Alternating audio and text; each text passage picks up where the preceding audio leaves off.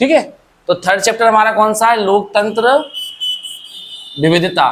ठीक है। तो लोकतंत्र का मतलब मैंने क्या बताया? लोकतंत्र का मतलब मैंने बताया जहां पर हम जनता के लिए क्या, जनता के द्वारा चुने हुए प्रतिनिधि जनता के लिए कार्य करते हैं। विविधता मतलब अलग अलग। तो क्या लोकतंत्रता में भी, यानी लोकतंत्र राज्य या लोकतंत्र देश है या राष्ट्र है, उसमें भी क्या विविधता पाई जाती है, या विविधता होने की वजह से वो लोकतंत्र बना? जबकि लोकतंत्र का मतलब तो मैंने आपको ये बताया था कि लोकतंत्र का मतलब होता है जहां सभी को समान अधिकार दिए जाए, जहां किसी तरह का कोई भेदभाव ना हो, जहां पर नस्ल, जाति, रंग, किसी भी भाषा, किसी भी आधार पर किसी तरह का कोई क्या ना हो, भेदभाव ना हो, सभी को समानता मिले। तो एक ऐसे ही चैप्टर के बारे में हम बात कर रहे हैं, हमारे 10th क्लास के थर्ड चैप्टर का। ठीक है। इसका नाम क्या है हमारे पास? लोकतंत्र और विविधता। देखिए, हमारे चैप्टर में हम बात करें तो हमने ये बताया है कि लोकतंत्र में क्या विविधता पाई जाती है। ठीक है। और विविधताएं किस आधार पे होती हैं? तो कई लोग ये कहते हैं कि जो हमारे पास विविधता होती है वो दो भागों में होती है, या तो विविधता जाति के आधार पर आ जाती है, या विविधता भाषा के आधार पर आ जाती है। तो मैं आपको एक बात क्लियर करना चाहूंगा कि विविधता जाति और भाषा नहीं, विविधता यानी असमानता, यानी कि भेदभाव किसी भी आधार पे हो सकता है। वो नस्ल के आधार पर भी हो सकता है। नस्ल, अब ये क्या होती है? एक वह रंग के आधार पर भी हो सकता है। रंग, ये क्या होता है? जाति, आप जानते हो, जाति के साथ भाषा, आप जानते हो, भाषा के बारे में हम कहाँ पढ़ के आए थे? भाषा के आधार पर भेदभाव हमने 2 जगह पढ़ा था। कहाँ कहाँ? श्रीलंका और बेल्जियम। श्रीलंका और बेल्जियम में हमने देखा था कि वहां पर जो विविधता है वो किसके आधार पर है? भाषा के आधार पर है। ठीक है। जाति के आधार पर हमारे खुद के देश में ये पाया जाता है। तो देखिए क्या कह रहे हैं, पिछले अध्याय में हमने देखा कि भाषाई और क्षेत्रीय विविधताओं को संग साथ लेकर चलने के लिए सत्ता का बंटवारा किया जा सकता है, लेकिन लोगों की विशिष्ट पहचान सिर्फ भाषा और क्षेत्र के आधार पर ही नहीं बनती। कई बार लोग अपनी पहचान और दूसरों से अपने संबंध शारीरिक बनावट, वर्ग, धर्म, लिंग, जाति, कबीले वगैरह के आधार पर भी परिभाषित करते हैं। इस अध्याय में हम देखेंगे कि किस तरह लोकतंत्र सारी सामाजिक विभिन्नताओं, अंतरों और असमानताओं के बीच सामंजस्य बिठाकर उनका सर्वमान्य समाधान देने की कोशिश करता है। यहाँ हम सामाजिक विभाजनों की सार्वजनिक अभिव्यक्ति के एक उदाहरण के जरिए अपनी बात स्पष्ट करने की कोशिश करेंगे। एक वर्ड आया, सार्वजनिक अभिव्यक्ति। क्या शब्द है हमारे सामने? सार्वजनिक अभिव्यक्ति। इसका मतलब क्या होता है? देखिए, अभिव्यक्ति मतलब होता है प्रस्तुत करना। अभिव्यक्ति मतलब क्या होता है? प्रस्तुत करना। हमारे संविधान में भी अभिव्यक्ति की आजादी का वर्णन किया गया है। कौन से अनुच्छेद में है? 19। अनुच्छेद 19 हम संविधान पढ़ेंगे। अनुच्छेद 19 हमें अभिव्यक्ति की आजादी देती है। अभिव्यक्ति मतलब होता है अपनी बात को किसी भी जगह पर रखना, खुले मंच पर रखना, अभिव्यक्ति की आजादी। तो अभिव्यक्ति की आजादी की बात मतलब क्या हो गई? अभिव्यक्ति अपने खुद के विचार। तो सार्वजनिक, यानी सार्वजनिक मतलब सबके सामने अभिव्यक्ति के एक उदाहरण के जरिए अपनी बात स्पष्ट करने की कोशिश करेंगे। इसके बाद हम यह चर्चा करेंगे कि सामाजिक विभिन्नता कैसे अलग अलग रूप धारण करती है। फिर हम यह देखेंगे कि सामाजिक विभिन्नता और लोकतांत्रिक राजनीति किस तरह एक दूसरे को प्रभावित करती है। तो देखिए, हम क्या देखने जा रहे हैं? हम देखने जा रहे हैं, क्या देखने जा रहे हैं हम? सार्वजनिक अभिव्यक्ति। सार्वजनिक अभिव्यक्ति हम देखने जा रहे हैं। तो इसका एक उदाहरण दिया है हमें हमारे चैप्टर में। सार्वजनिक अभिव्यक्ति का एक उदाहरण दिया है, और उदाहरण किस आधार पर दिया है? उदाहरण दिया है इन्होंने मैक्सिको ओलंपिक की एक कहानी के आधार पर। किसके आधार पर? मैक्सिको ओलंपिक की एक कहानी के आधार पर इन्होंने हमको सार्वजनिक अभिव्यक्ति की बात बतलाई है। अब मैक्सिको ओलंपिक में क्या हुआ था, ऐसा क्या कारण था? तो मैक्सिको ओलंपिक को जानने से पहले हमें थोड़ा अमेरिका के बारे में जानना पड़ेगा। किसके बारे में जानना पड़ेगा? अमेरिका के बारे में। फिर अपन आएंगे किस पर? फिर किस पर आएंगे अपन? मैक्सिको ओलंपिक की कहानी पर। मैक्सिको ओलंपिक की स्टोरी पर अपन आएंगे। पहले अपन किसके बारे में जान जाए? अमेरिका के बारे में। ऐसा कहा जाता है कई बार कि भैया जो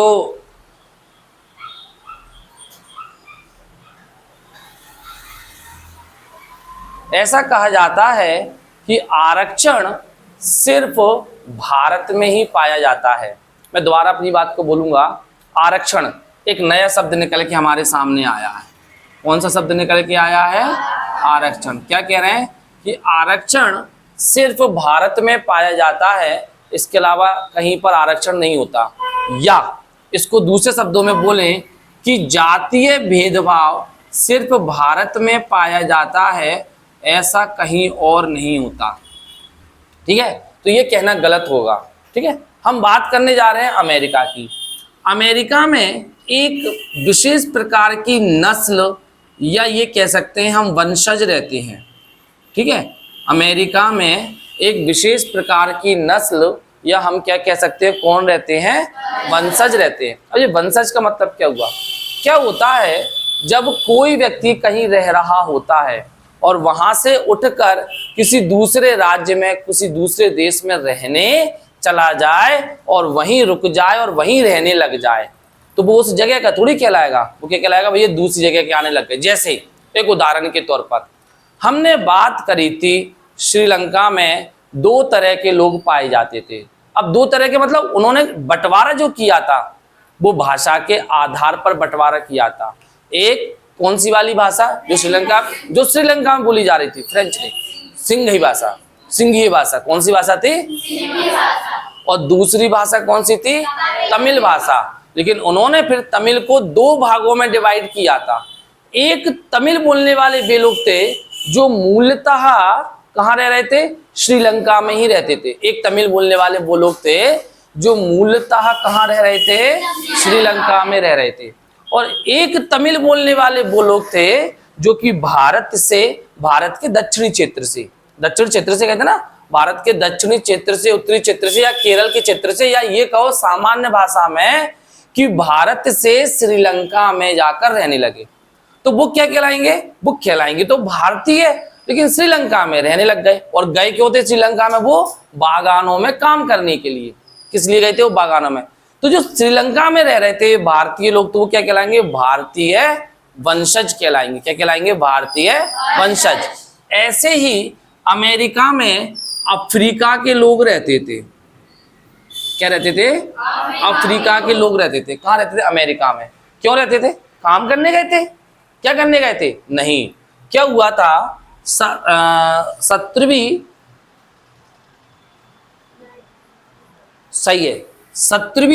शताब्दी के आसपास, 17वीं शताब्दी से 19वीं शताब्दी की शुरुआत तक अमेरिका के लोगों ने अफ्रीका के कुछ लोगों को अपना गुलाम बना के रखा था।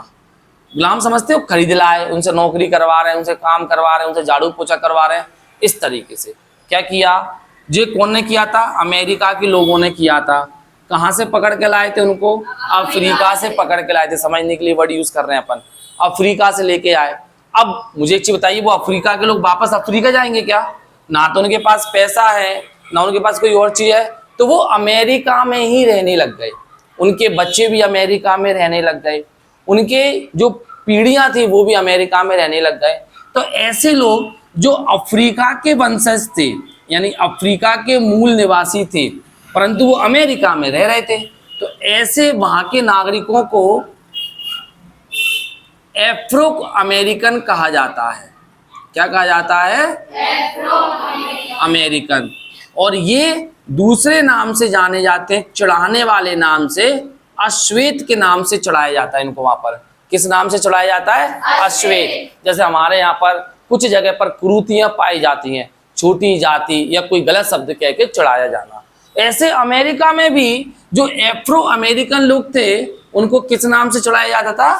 अश्वेत। मैं आपको एक और छोटा सा वर्ड बताना चाहूंगा कि हमारे यहाँ भी एक एंग्लो इंडिया करके शब्द होता है।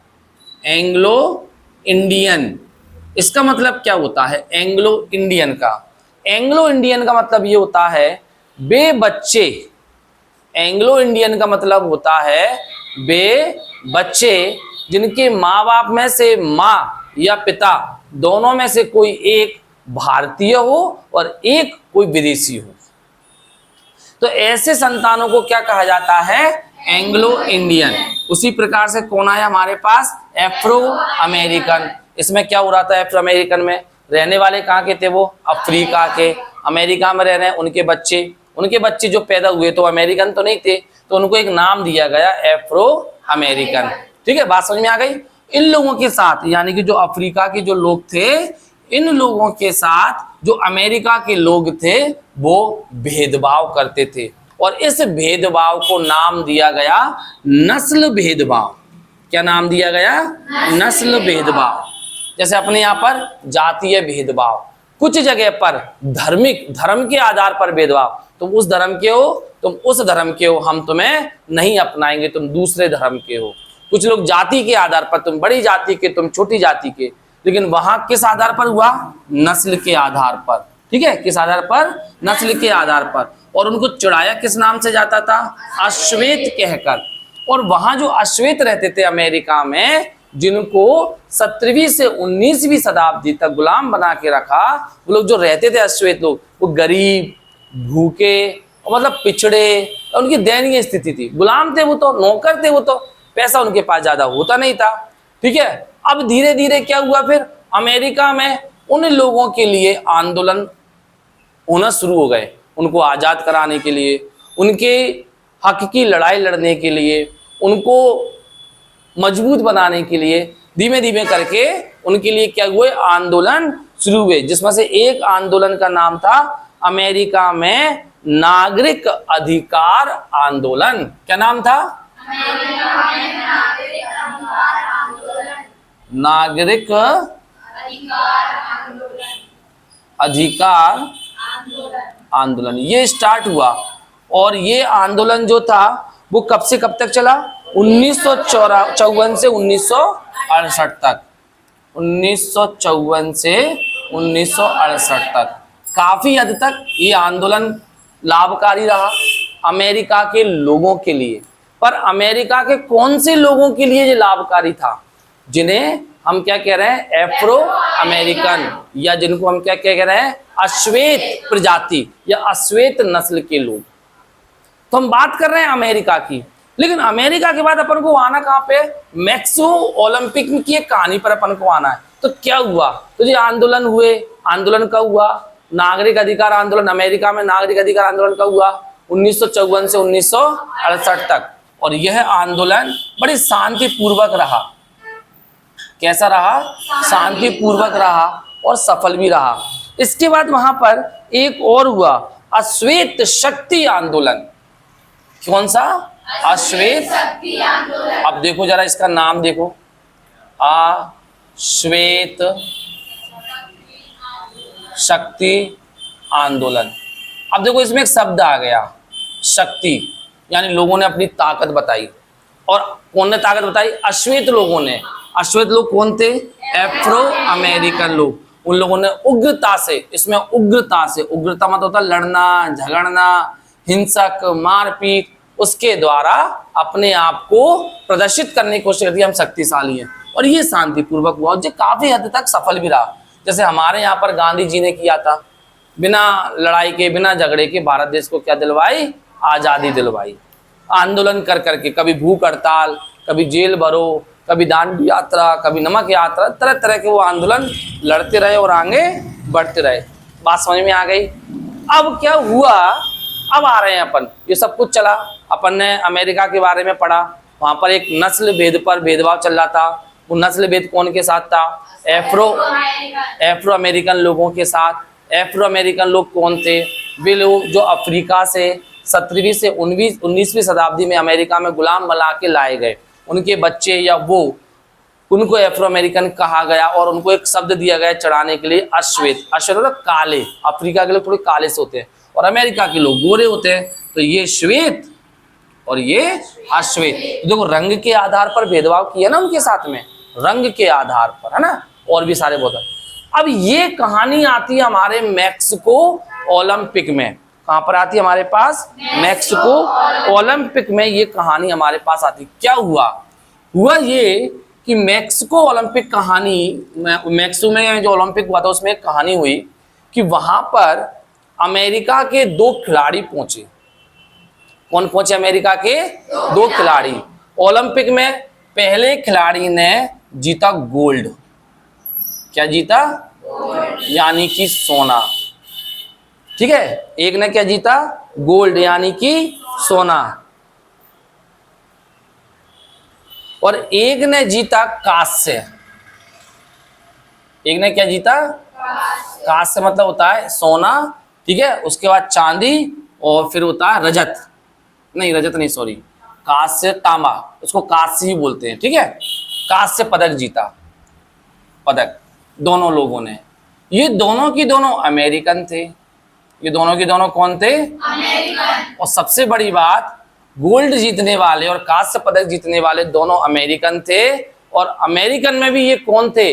अमेरिकन में ये थे अश्वेत, एफ्रो अमेरिकन थे, एफ्रो अमेरिकन थे। तो जिसने सोने का पदक जीता उसका नाम था टॉमी स्मिथ। जिसने सोने का जीता उसका नाम क्या था? Tommy Smith. और जिसने कांस्य पदक जीता उसका नाम था जॉन कार्लोस। क्या नाम था?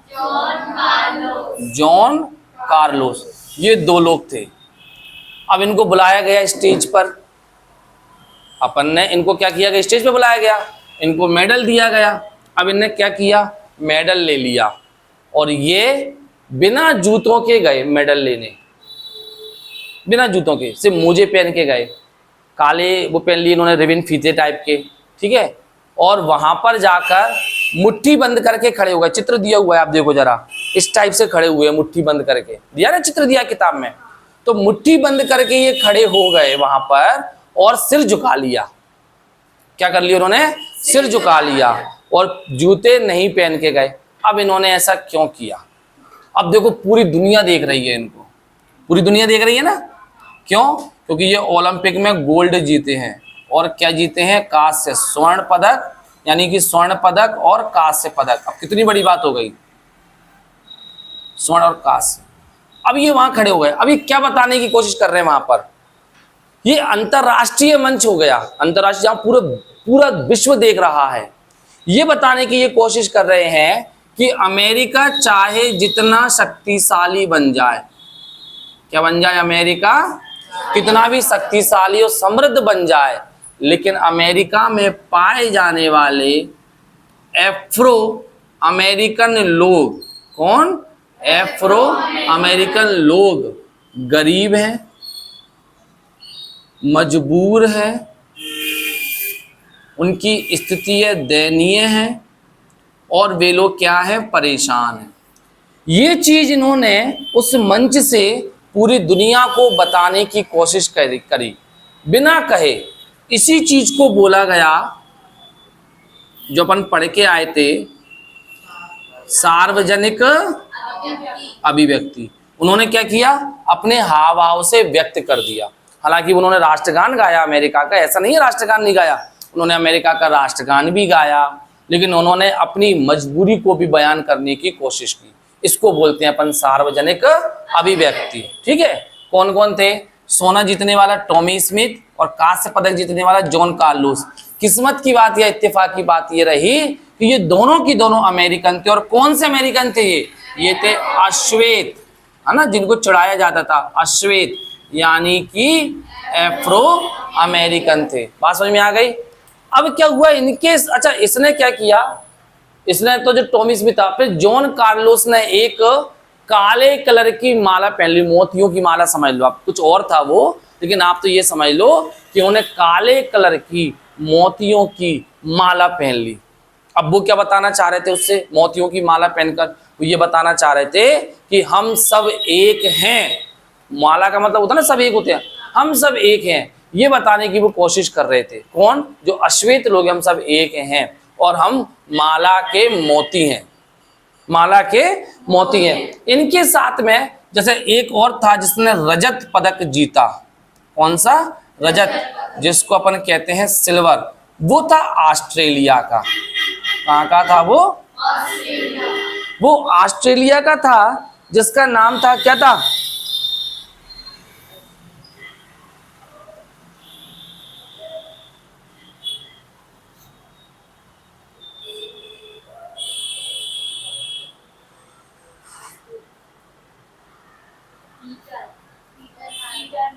नॉर्मन।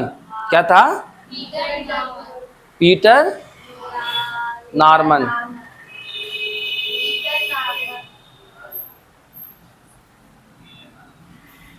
Peter Norman.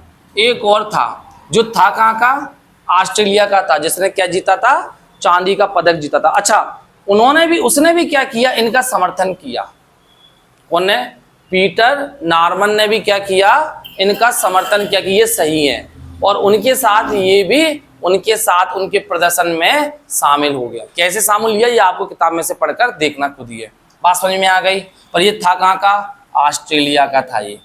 अब सोचो, ये ऑस्ट्रेलिया का, ये अमेरिका के, ये अलग, लेकिन फिर भी एक इंसानियत के तौर पर वो उनके साथ खड़े हो गए। अब सवाल ये खड़ा होता है, एक सवाल हमारे सामने निकल के आता है, ये जो अश्वेत और श्वेत की लड़ाई थी, ये तो इनके देश की लड़ाई थी। तो अगर वास्तविकता में देश ने आपके साथ गलत किया था, वास्तविकता में देश के में आपके साथ गलत हो रहा था, तो फिर इतना आगे कैसे पहुंच गए आप कि आप ओलंपिक तक खेले आए और वहां से आपने गोल्ड और कांस्य पदक जीत लिया? मुझे बताओ, अगर आपके साथ गलत हो रहा होता तो आप आगे बढ़ पाते? नहीं बढ़ पाते। तो ये क्वेश्चन मार्क है, ये प्रश्न चिन्ह बनता है, ये सोचने और विचार करने वाला बिंदु है। सबके अपने अपने इसमें मत हो सकते हैं। इसको भी ये सोचना चाहिए था कि यार अगर इनके साथ सच में अनन हो रहा है तो फिर इतना आगे कैसे आ गए? ओलंपिक में खेल के जा रहे हो आप। चलिए, जो भी है, इसका खामियाजा इनको क्या भुगतना पड़ा कि जो ओलंपिक की जो पूरा अंतर्राष्ट्रीय लेवल पर जो टीम रहती है, जो अध्यक्ष रहते हैं या जो उनका पूरी मेजोरिटी रहती है, उनने इस चीज को ओलंपिक और अंतर्राष्ट्रीय स्तर पर अपमानित होना समझा, गलत करना। तो उनने क्या किया? टॉमी स्मिथ और जॉन कार्लोस दोनों से वो गोल्ड का, सोने का सिक्का और पदक जो उन्होंने जीते थे, दोनों से पदक वापस ले लिए। कौन ने ले लिए? ओलंपिक वालों ने। भैया तुम वापस करो, तुम इसके लायक नहीं हो, तुम्हें इतनी तमीज नहीं है, तुम्हें इतनी समझ नहीं है कि तुम में अगर तुम्हारे साथ भेदभाव होता तो तुम इतने तक पहुंच पाते? नहीं पहुंच पाते। वो तुम्हारा आंतरिक मामला है, तुम आंतरिक तौर पर लड़ाई लड़ो अपने देश में नेताओं से, जिन लोगों के साथ जो गलत कर रहे हैं, कानून बनवाओ। अंतर्राष्ट्रीय मंच पर तो सब बराबर है, उनने ले लिया। अच्छा, ऐसा नहीं है कि पीटर नॉर्मन बच गया, पीटर नॉर्मन को भी इसका खामियाजा भुगतना पड़ा। इसके बाद जो हुआ था ना ओलंपिक, जो हुआ था, कब हुआ था जो ओलंपिक? 1968 में। कब हुआ था ओलंपिक? जो 1968। इसके बाद जब ओलंपिक हुए तो ऑस्ट्रेलिया ने पीटर नॉर्मन को भी टीम से बाहर कर दिया। वो भी उसके बाद ओलंपिक खेल नहीं खेल पाया। कौन नहीं खेल पाया? Peter Norman. अच्छा, एक और चीज बताऊं, 2006 में नॉर्मन की मृत्यु हो गई। पीटर नॉर्मन की कितने में हो गई? 2006 में। तो ये टॉमी स्मिथ और जॉन कार्लोस दोनों, जब उसकी मृत्यु हुई तो उससे, मतलब कहते हैं ना अपन, मिट्टी में जाना, कंधा देने जाना अपनी देसी भाषा में बोले तो उसको दोनों की दोनों कंधा देने के लिए गए। और एक और चीज बता दूं मैं आपको, टॉमी स्मिथ और जॉन कार्लोस जिस यूनिवर्सिटी में पढ़ते थे, उस यूनिवर्सिटी में इनकी मूर्ति बनाई गई, जैसा कि आप नीचे बड़े वाले चित्र में देख पा रहे हो। बात समझ में आ गई? ठीक है, आप इसे थोड़ा सा पढ़ेंगे तो और आपको बिल्कुल क्लियर हो जाएगा। Thank you.